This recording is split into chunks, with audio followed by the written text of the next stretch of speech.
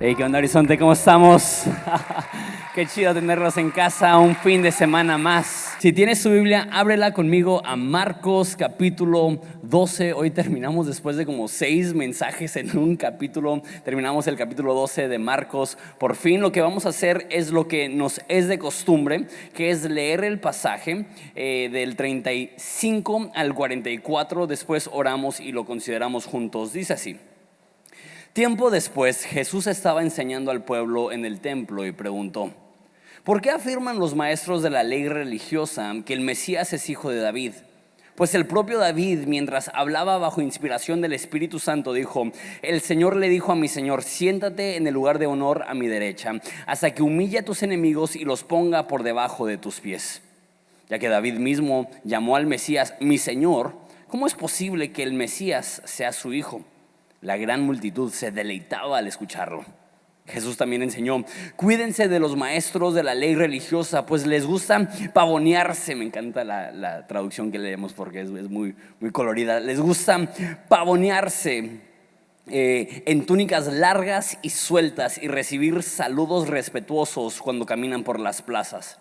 Y cómo les encanta ocupar los asientos de honor en las sinagogas y sentarse en la mesa principal en los banquetes. Sin embargo, estafan descaradamente a las viudas para apoderarse de sus propiedades y luego pretenden ser piadosos haciendo largas oraciones en público. Por eso serán castigados con más severidad. Jesús se sentó cerca de la caja de las ofrendas del templo y observó mientras la gente depositaba su dinero. Muchos ricos echaban grandes cantidades. Entonces llegó una viuda pobre y echó 2 monedas pequeñas. Jesús llamó a sus discípulos y les dijo: les digo la verdad, esta viuda pobre ha dado más que todos los demás que ofrendan, pues ellos dieron una mínima parte de lo que les sobraba, pero ella, con lo pobre que es, dio todo lo que tenía para sobrevivir. Padre, te damos gracias por la oportunidad de considerar este pasaje juntos. Te pido que nos hables, que nos inspires, que nos retes, que nos instruyas en nombre de Jesús. Amén. Siento que desde siempre los cristianos hemos querido tener alguna muestra exterior, externa, evidente y obvia de que somos cristianos.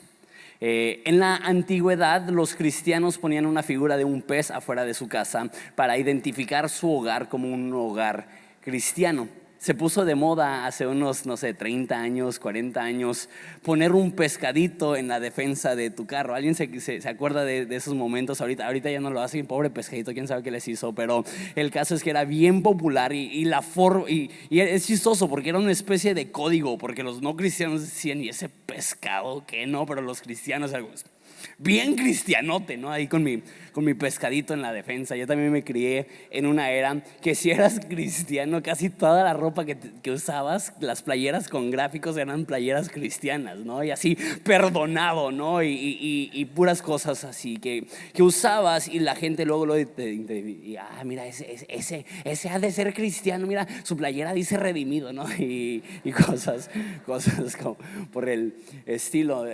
También en mis días, ¿no? En mis tiempos era bien popular la pulsera que decía WWJD, que es lo que haría Jonathan Domingo. No es cierto. Que es What would Jesus do, ¿no? En inglés, que significa ¿qué es lo que haría Jesús en tu situación? Y desde siempre los cristianos, no solamente a través de esas cosas modernas, sino a través de cruces y de collares y de arte e imágenes y quizá cuadros en la casa o imanes en el refri, ha intentado como que lo puedan identificar por su exterior que es cristiano.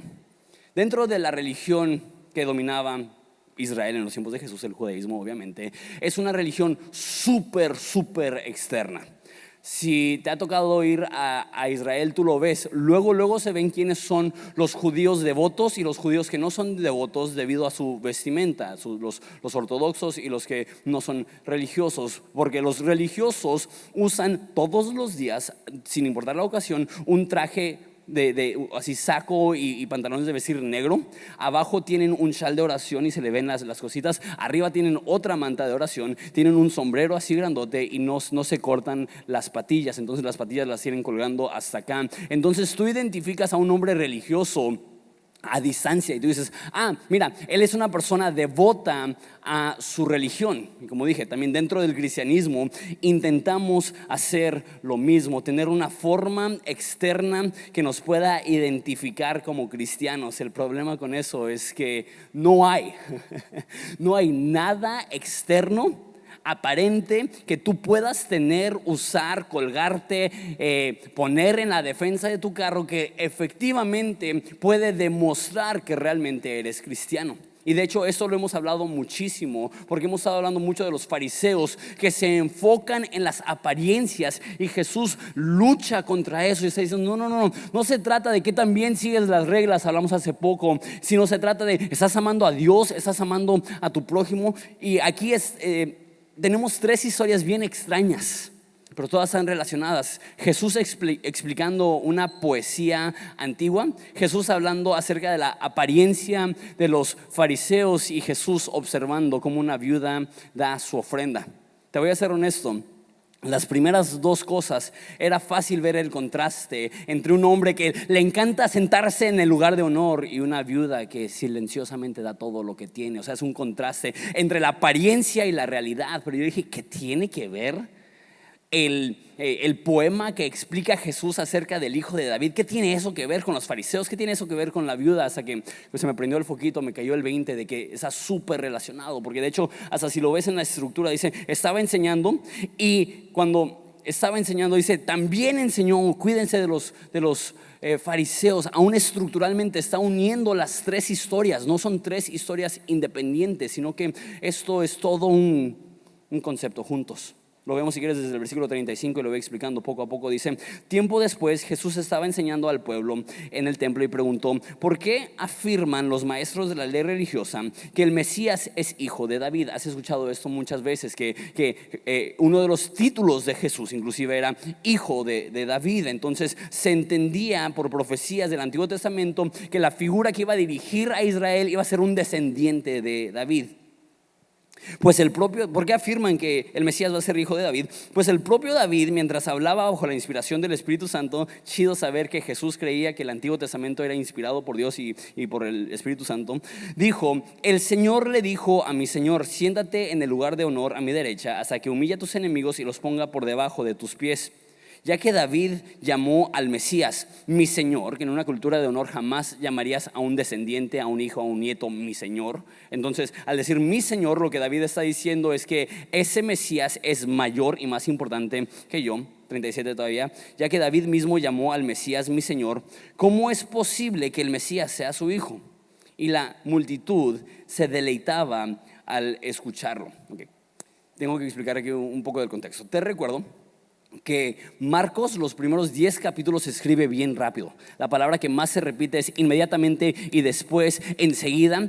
Y Marcos narra en 10 capítulos 3 años y medio de la vida de Jesús.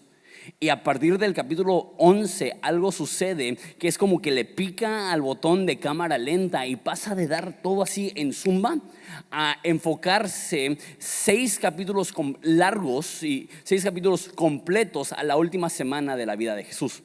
Y ahorita ya tenemos como 9, 10 mensajes en 2 capítulos, porque igual Marcos está yendo muy lento y es suceso tras suceso tras suceso. Pero una de las cosas que se puede perder un poco es que Jesús llegó ya a Jerusalén para morir. Ya está en lo que se conoce como la semana de la pasión. Y unos cuantos días antes de esto, Jesús entra en un burro a Jerusalén. Y la gente está gritando a todo pulmón después de haber quitado sus vestiduras y ponerlas como una alfombra roja y quitar las hojas de las palmeras y ponerlas ahí para recibir a su rey. Es lo que están intentando demostrar al hacer eso. Ellos tienen una petición, dicen Hosana, que significa sálvanos. Eso lo he dicho ya anteriormente. Para ti y para mí Hosana es bien religioso, no hacen alabanza Hosana, no, y ni sabemos qué significa, pero lo decimos Hosana. Pero para ellos era su idioma, significa sálvanos, rescátanos, libéranos de la opresión del imperio romano. Es lo que le estaban pidiendo a Jesús. Y luego dice que venga el reino de David.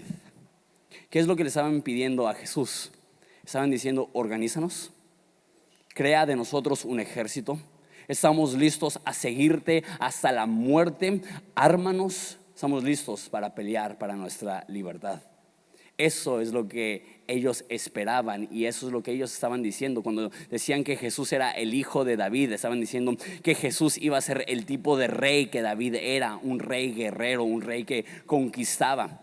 No sé si sabes tú esto de repente, porque la Biblia suele ser el único punto de referencia que tenemos a la antigüedad. Asumimos que Israel era como el pueblo más poderoso y grande de la antigüedad. No lo era un pueblo muy insignificante. Canaán e Israel es una zona un poco más grande. Pon tú como de aquí a Mexicali y a San Felipe, a Tijuana, es más o menos el espacio de Israel. Entonces es un espacio geográfico muy pequeño. Y el momento más fuerte en la historia de Israel, donde inclusive historiadores seculares creen que el imperio más poderoso en la tierra era Israel, fue cuando David era el rey. Entonces esa es la memoria que ellos tienen. Cuando David era rey conquistábamos naciones. Cuando David era rey, él era un guerrero que podía derrotar cualquier oposición. Y cuando llegue el Mesías va a ser así. Y dice Jesús, ¿ustedes creen que así va a ser? Porque la frase hijo de para los hebreos no significa solamente descendiente de, sino imitador de. Por eso cuando Jesús dice yo soy el hijo de Dios, era mucho más fuerte que solamente como descendiente de Dios, sino que está diciendo yo soy como Dios. Por eso cuando dijo yo soy el hijo de Dios, la gente dijeron es un blasfema, se está haciendo igual que Dios. Entonces cuando dice el Mesías sí es hijo de David en el sentido que es un descendiente, pero no es hijo de David en el sentido de que no es una réplica. No está intentando restablecer el tipo de reinado que David tenía. Entonces, ¿qué es lo que Jesús estaba haciendo? No un reino de violencia, no un reino donde peleaba odio contra odio, sino lo que estamos viendo, la restauración de todas las cosas a través del amor, de la misericordia, de la compasión, del cuidado por los necesitados. Y por eso, justo después de eso, habla de los fariseos. Dicen los fariseos, lo dice la Reina Valera, devoran las casas de las viudas. Eso no es lo que yo vine a hacer. Yo no vine a aprovecharme de los necesitados. De hecho, cuando Jesús empieza su ministerio, dice yo vine a liberar a los cautivos, yo vine a sanar a los enfermos, yo vine a darle vista a los ciegos. La meta de Jesús en esta tierra era establecer un reino donde el necesitado, el desahuciado, el roto, el abandonado, el necesitado, el pobre tenía un apoyo divino, tenía un respaldo divino, tenía una esperanza de que Dios podía hacer algo aún con ellos. El reino de Dios no era como el reino de David, no era un reino de violencia y de guerra y de conquista. Es un reino de amor, de misericordia y de cuidado por los más necesitados. Entonces al pensar esto, él automáticamente piensa en los fariseos y lo lejos que están de cumplir eso. Que quizá saben de la Biblia, que quizá tienen una apariencia piadosa, pero en quizá el enfoque más grande del ministerio de Jesús, que era ayudar al necesitado, a los fariseos les valía. Mira lo que dice a partir del 38. Dice, Jesús también enseñó: cuídense de los maestros de la ley religiosa, pues les gusta pavonearse en túnicas largas y sueltas. Les gusta recibir respetuosos saludos cuando caminan por las plazas. Y cómo les encanta ocupar los asientos de honor en las sinagogas y sentarse en la mesa principal en los banquetes. Sin embargo, estafan descaradamente a las viudas para apoderarse de sus propiedades. Y luego pretenden ser piadosos haciendo largas oraciones en público. Por eso serán castigados con más severidad. Quiero ver varias cosas aquí. Lo primero es que los fariseos, los religiosos, se enfocan en su vestimenta. Han pasado 2000 años, pero no ha cambiado el corazón religioso. Una de las formas de poder ver un corazón religioso es que ellos creen que una de las formas que te identificas como un seguidor de Dios es de la forma que te vistes, ¿no? Es muy común, y no quiero hablar mal de otras iglesias. Entiendo que nace de un lugar de querer respetar la presencia de Dios, y si tú te criaste en una iglesia así conservadora, dicen lo mejor para Dios, ¿no? Entonces te pones tu mejor vestimenta para ir a la iglesia. Entonces entiendo que la motivación no es mala, Pero te recuerdo que la religión que seguimos es de un hombre que era un carpintero, que eligió a pescadores y que caminaba de casa en casa anunciando el reino de Dios. No era nada formal, absolutamente nada formal. Entonces de repente llegas a Horizonte, y más si tienes trasfondo de otra iglesia, y dices, no manches, qué fodongos en Horizonte, qué nacos, ¿no? Y es bien fácil identificar a alguien que viene a Horizonte por primera vez porque vienen demasiado nice. Y así como que, sí, pues es así. Siempre que ves a alguien con corbata, yo digo, pues bienvenido, es tu primera vez. Y por un lado, simplemente es nuestra naturaleza ser un poco nacos. Pero por otro lado, es bien intencional. Es bien intencional porque no queremos hacerte pensar que si te planchaste o te fajaste o te pusiste corbata o te pusiste vestido o si tienes traje o te viniste formal, que de alguna forma eso te hace mejor o más cristiano. Eso es bien peligroso. Tengan cuidado porque hay personas que usan sus túnicas largas y aguadas. Yo por eso me he visto tan pegadito, ¿no? Porque no quiero no quiero errar ahí. Pero sabes, creo que está cambiando la cultura cristiana y creo que tengo que decir eso también. Hace 5 o 10 años era qué tan formal te ibas a la iglesia. Y está habiendo un cambio donde las nuevas túnicas largas y aguadas no son qué tan formal te vistes, sino qué tan fancy te vistes. Hay como que una nueva cultura dentro de la iglesia que intenta medir el favor de Dios por qué tan cara es la ropa que vistes. Ahora, si tú eres súper adinerado y tienes ropa chida, no es el punto. El punto es que sí hay una cultura que se enfoca demasiado en las apariencias y tenemos que ser recordados día tras día que el hombre se fija en las apariencias, pero Dios se fija en el corazón, y tenemos que tener cuidado de que no pensemos que nuestra apariencia aporta a nuestro nivel de madurez. Si a ti te gusta venir de formal a la iglesia, vente formal a la iglesia. No, perdón por burlarme de ti, pero nada más quiero que sepas que esa es la razón quizá que somos tan informales. Les gusta recibir saludos respetuosos en la calle. ¡Qué peligro! Eso lo digo más como pastor. Se siente bien bonito cuando alguien te dice, pastor, ¿cómo está? Y se siente el respeto que te sienten. Y una vez más, no tiene nada de malo. El problema es anhelarlo. El problema es desearlo. El problema es pensar, ¿qué es lo que tengo que hacer para que me hablen así? ¿Sabes? Si vives para la aprobación de la gente, morirás con su crítica. Si a ti lo que te hace sentir vivo y especial es que la gente te aplauda, el momento que dejes de sentir aplausos te sentirás absolutamente solo y dudarás de tu llamado.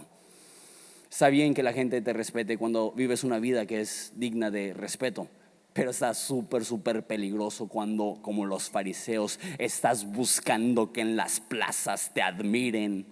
Tú sigue caminando, tú sigue chambeando, tú sigue haciendo la obra de Dios en tu vida. Y si la gente te reconoce, chido. Y si la gente no te reconoce, está bien. Si la gente te admira, chido. Y si la gente te critica, está bien, no pasa nada.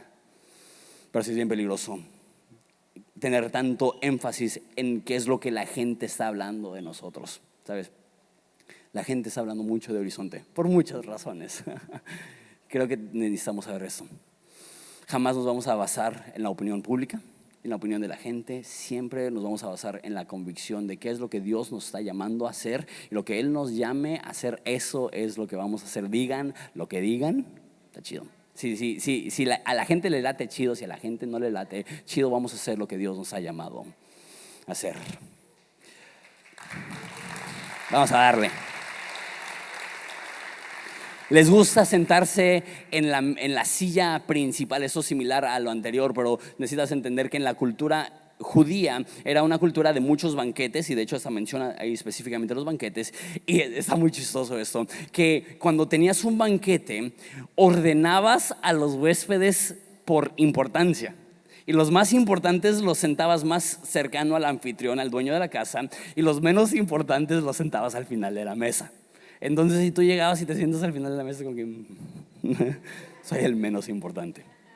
Entonces lo que hacía la gente es que veía la forma de brincarse 2, 3 sillas para sentirse más importante. De hecho hay un proverbio que dice: cuando llegues a una casa no te sientes en la mejor silla, no vaya a ser que te digan: hey, Al final, por favor. Se mejor siéntate al final y que el anfitrión sea el que te diga, hey, tú eres mi amigo, cállate acá más cerquita. Creo que esa es una buena forma de verlo. Creo que hoy en día también es un problema tan grande el autopromovernos, el buscar como que proyectar algo para levantar un poco nuestro estatus o nuestro nivel espiritual, que un poquito más de gente nos siga, que un poquito más de gente nos ubique. Si Dios nos da influencia, chido, pero jamás vamos a buscar meternos al mejor lugar. Mejor llegamos al último y que nos pasen ahí, que hey, pásale, vente acá en un lugar de mayor influencia y de mayor renombre o lo que sea. Tenemos que tener mucho cuidado una vez más de no buscar esas cosas. Ahora son personas una vez más enfocados en su apariencia, en proyectar madurez y espiritualidad. Pero qué versículo tan más triste. Estafan a viudas. Me gusta cómo lo dice la Reina Valera porque lo dice muy gráfico. Devoran los hogares de las viudas. ¿Qué significa eso? Les he comentado eso anteriormente. La demográfica, una de las demográficas más vulnerables en la antigüedad eran las viudas, porque la mayoría de mujeres no trabajaban. Era muy poco común que una mujer trabajara. Entonces dependían del sustento del esposo, y si el esposo moría y los niños estaban jóvenes, no tenían la oportunidad de tener un ingreso. Entonces literal vivían las viudas sin ingreso. Por eso la institución religiosa se encargaba de cuidar a las viudas, porque realmente tenían una necesidad enorme. Y los fariseos, en lugar de cuidar a las viudas, les quitaban sus casas. Ay, está muy fuerte eso. Me puse a investigar y la verdad nadie sabe qué significa que devoran las casas de las viudas. Pero al investigar un poco, la forma más común que tú perdías tu casa en la antigüedad es que la hipotecabas. O sea, no tienes nada y lo que dices, ok, pongo mi casa como garantía, me das dinero y yo sobrevivo con ese dinero en lo que mis hijos son lo suficientemente grandes para trabajar. Y ya cuando mis hijos puedan trabajar y puedan tener algún sustento, yo te pago. Y los fariseos eran la élite, no solamente espiritual, sino también social de Israel. Eran también como una especie de abogados porque conocían la ley. Entonces eran personas adineradas. Y me pregunto, no lo puedo confirmar, pero me pregunto si estos canijos veían a una mujer que no tenía qué comer y le decían, sabes que yo te presto dinero, pero dame en garantía tu casa, y después de unos cuantos años que no podían pagar, le quitaban lo único que tenían a esas pobres viudas. Con razón Jesús explota en algunas ocasiones. Puedes pensar en algo más descarado, en algo más descorazonado, no sé si es palabra, pero simplemente vil. Ahora, recuerda, la historia nos dice que Jesús se crió en un hogar con una viuda. La historia nos dice que José, su papá, murió joven y que él sabía el dolor, porque aun cuando estaban vivos sus dos papás, presentaban la ofrenda de las personas más pobres, solamente los más pobres. Entonces Jesús de por sí se crió en un hogar súper humilde, súper necesitado, y luego muere el proveedor y su madre se queda solo. Y está tan engranado en su forma de ver la vida, el cuidado por su madre, que él está colgando de la cruz y él aún está pensando, ay, alguien tiene que proveer las necesidades de mi madre. Y le dice a su mejor amigo Juan, te encargo, por favor, no descuides a mi mamá, porque quizá ya en ese momento Jesús era el proveedor para su hogar. Y él llega, con razón se pone a volcar mesas, con razón hace un látigo para sacar a las personas que están viendo a las personas más necesitadas y están pensando, ¿cómo puedo estafarlos? ¿Cómo puedo ofrecerles un préstamo de 100,000 pesos y a los 2-3 años quitarles su casa que vale 500,000 pesos? ¿No? Esa es su mentalidad. ¿Cómo vives contigo mismo si estás dejando a viudas en la calle? Te digo cómo lo hacen. Hacen oraciones largas. Qué feo. Muchas veces, y eso está bien hardcore, y siento mucho decirlo de esa forma, pero creo lo que Jesús está diciendo. Muchas veces las personas que oran más largo lo hacen porque tienen un cargo de conciencia de que saben las cosas que han hecho y lo están haciendo únicamente para sentirse un poco menos mal de su condición. Los fariseos sabían, o sea, ¿cómo puedes dormir sabiendo que has dejado a una viuda en la calle con sus hijos? Pues pasé 4 horas orando hoy, no creo que sea tan mala persona. Hay una indicación aquí. tengan cuidado, porque si no nos cuidamos, tú y yo podemos estar tan preocupados por nuestro propio bienestar que olvidamos las necesidades de las personas más vulnerables. Y nota el contraste. A partir del versículo 41, Jesús se sentó cerca de la caja de las ofrendas del templo y observó mientras la gente depositaba su dinero. Muchos ricos echaban grandes cantidades. Se me hace curioso que Jesús estaba observando, y me gusta la Reina Valera, dice, estaba observando cómo daban. Que Dios está más enfocado en cómo das que quizá en la cantidad que das. Y vamos a ver eso en un segundo. Y muchos ricos echaban grandes cantidades. En el templo habían cajas enfrente, entonces tú llegabas, y asumo que la forma que mostraban que llevaban grandes cantidades es que tenían bolsas o sacos llenos de dinero y los depositaban ahí. Entonces llegó una viuda pobre y echó 2 monedas pequeñas. No sé cuántos de ustedes han escuchado esto, es un versículo muy popular porque pues, a los pastores les gusta hablar de la ofrenda, ¿no? Y yo siempre había escuchado que eran las 2 monedas más insignificantes. Y cuando lo había escuchado en inglés, lo había escuchado dicho como 2 pennies. Yo decía, no, pues yo también los he hecho, o sea, no vale nada. Y luego en México lo había escuchado como 2 monedas de 50 centavos. ¿Qué puedes comprar con 2 monedas de 50 centavos? No, si es todo lo que tiene, pues igual yo también lo he hecho, porque ni un chicle te alcanza hoy en día. Pero estudiando eso me di cuenta que no es como hoy en día que hacen monedas a morir. O sea, era difícil hacer monedas en ese entonces. Entonces la moneda más pequeña sería el equivalente para ti y para mí de 10 pesos. Entonces esa mujer tiene 20 pesos en su bolsa. Eso cambia un poco la ecuación, porque ahí ya no es insignificante. A ella representa quizás su última comida que podría comprar. Eso quizá representa el único pago que puede hacer para ganarse unas cuantas semanas más antes de que le quiten su casa. ¿Sí ven eso? O sea, sí me pegó a mí fuerte que son 20 pesos. Y dice, Jesús llamó a sus discípulos y les dijo, la verdad les digo que esta viuda pobre ha dado más que todos los demás, que ofrendan. Pues ellos dieron una mínima parte de lo que les sobraba, pero ella, con lo pobre que es, dio todo lo que tenía. ¿Sabes? Se me hace bien loco que Jesús dice, no dio mejor, dio más. Dio más, es palabra más. ¿Por qué? Porque las personas daban, dice, de lo que les sobraba. Voy a ser bien franco aquí. Hay personas aquí que están muy orgullosos de ustedes porque ofrendan 500 pesos. Soy un cristiano súper chido porque hay 500 pesos. Pero podrías dar 5,000 pesos y no se vería afectado tu nivel de vida.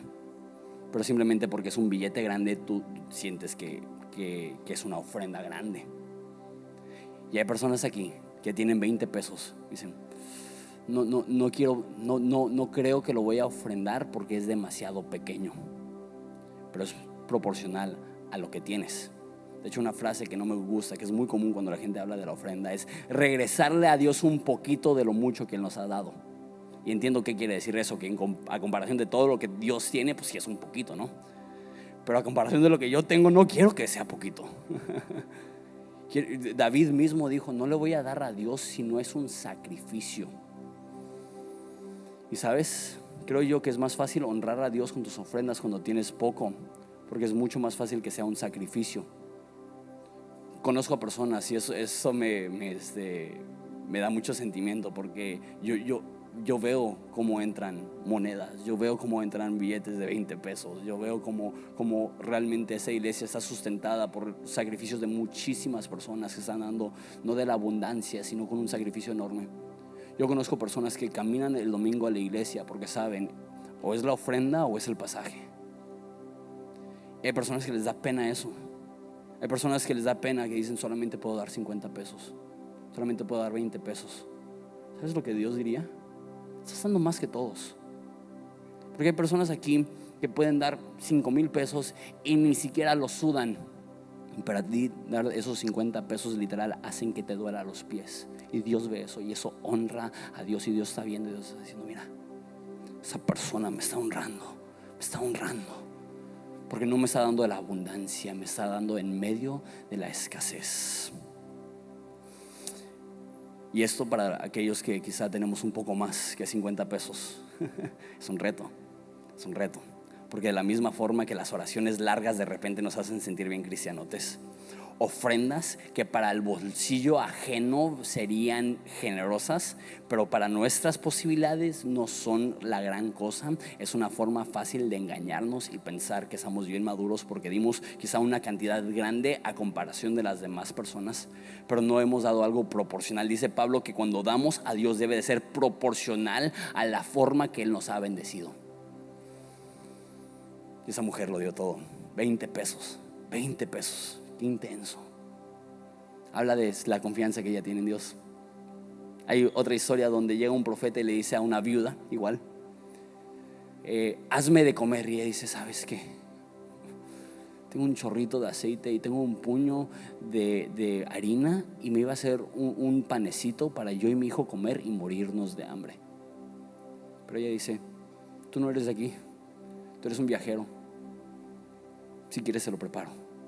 En respuesta a eso llenaron tantas vasijas de aceite y tantos contenedores de harina que no sabían ni qué hacer, porque Dios vio ese sacrificio. He ido a África 2 veces y ahí la gente hay personas que no tienen absolutamente nada, y que quizá lo único que tienen es un poquito, tienen como una masa que es difícil de explicar, es como puré de papa pero de masa. Eso es como su comida para no morirse de hambre. Y que te compartan eso, es como que eso no está saliendo de un lugar de abundancia, eso está saliendo de un lugar de sacrificio.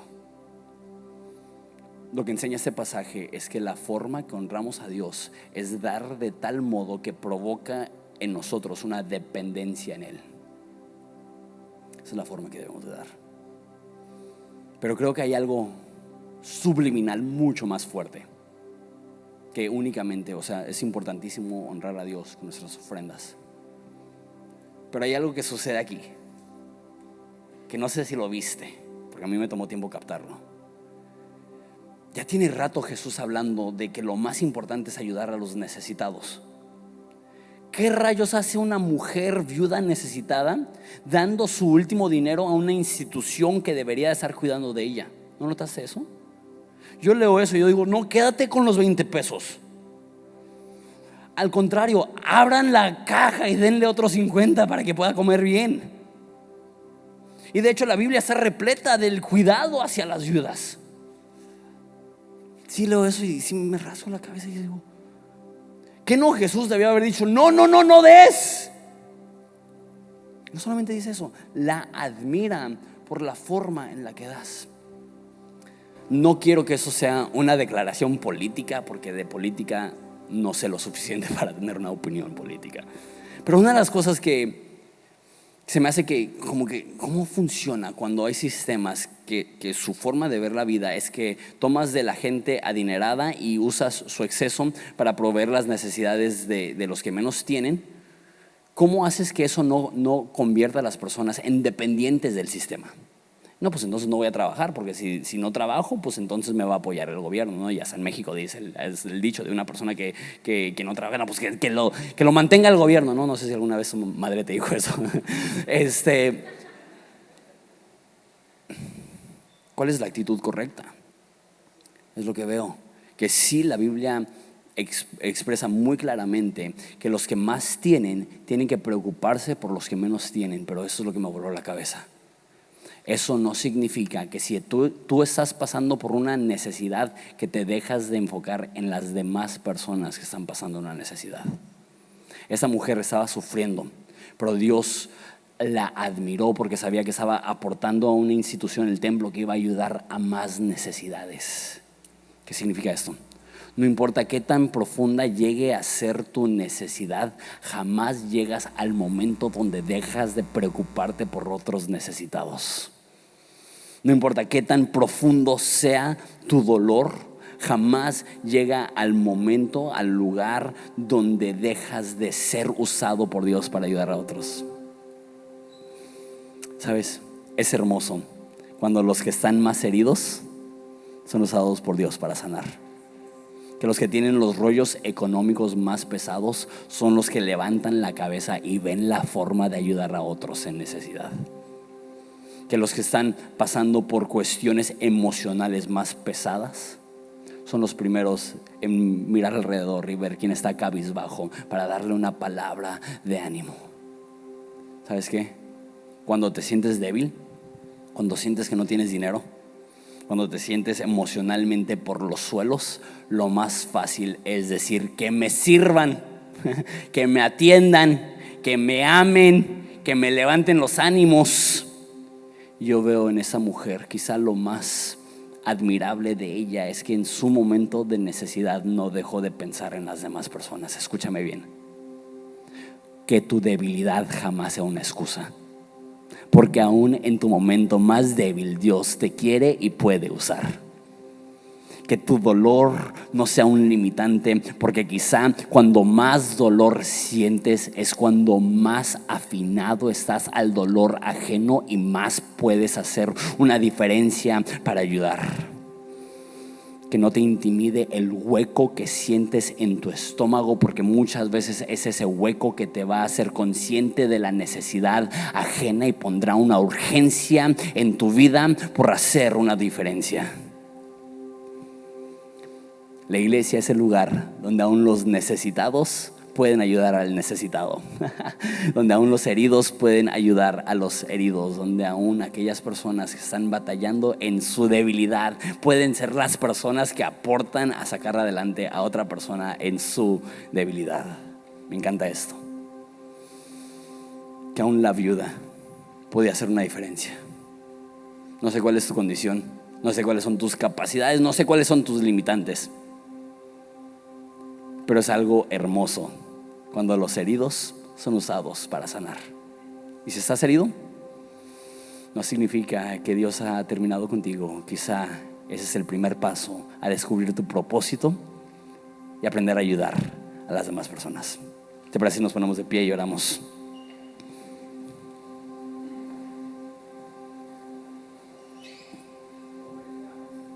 Pobre diablo. Padre, te damos gracias, porque yo veo esta viuda y la verdad me conmueve machín, mucho. Pensar que tú no eres ajeno al dolor, que tu madre fue una viuda, que tú sufriste hambre y que tú ves a esta viuda darlo todo, y hay algo en tu corazón que dice: qué tan hermoso, que en su necesidad ella no deja de confiar. Qué tan hermoso que en su dolor ella no dejó de pensar en los demás. Que sus limitantes económicas no fueron un impedimento para seguir creyendo y confiando que Dios puede hacer grandes cosas. Padre, te pido por las personas que están aquí, que únicamente pueden dar poco, que ellos sepan que cuando dan están dando más que los demás. Y te pido por aquellas personas que pueden dar mucho y en su abundancia se conforman con una cantidad impresionante a los ojos de los demás, pero en una cantidad que les lleva a confiar en ti. Ayúdanos a ser disciplinados en esa área, a saber que lo que tú estás haciendo en esta casa vale la pena invertir. Las cientos de vidas transformadas, no solamente en Ensenada, sino en Mexicali y en Monterrey. No solamente en el centro, sino en Quilihuas. O sea, Dios, tú estás haciendo algo maravilloso. Y es un honor poder ser parte, una pequeña parte de lo que tú estás haciendo en México, en Ensenada, en Horizonte. Ayúdanos a confiarte. Y ayúdanos a saber que tú estás haciendo algo, aún en medio de nuestra debilidad. En nombre de Jesús. Amén. Vamos a adorar a Jesús.